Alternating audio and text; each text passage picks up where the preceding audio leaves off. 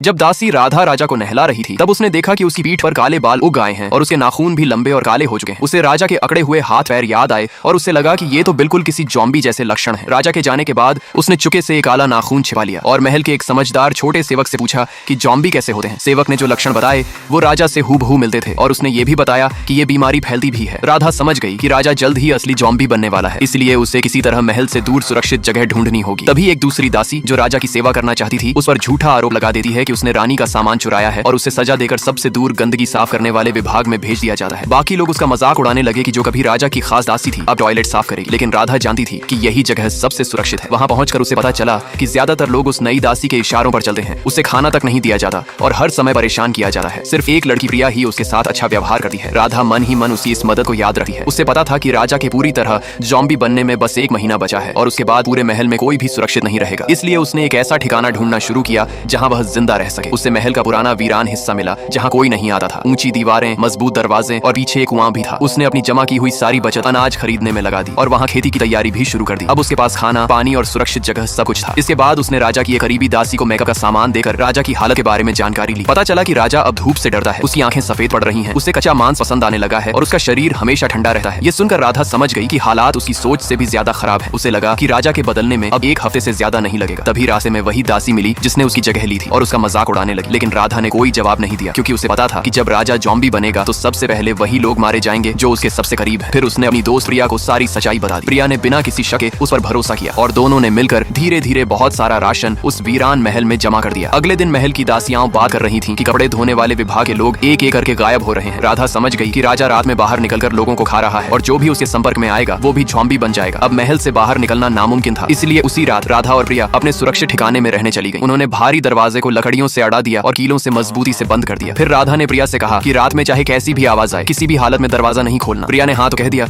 लेकिन उसकी आंखों में कुछ अजीब सा था जिसे राधा समझ नहीं पाई। इसके बाद दोनों सोने के लिए लेट गई। लाइक सब्सक्राइब कर देना, भगवान आपको बहुत खुशी देगा।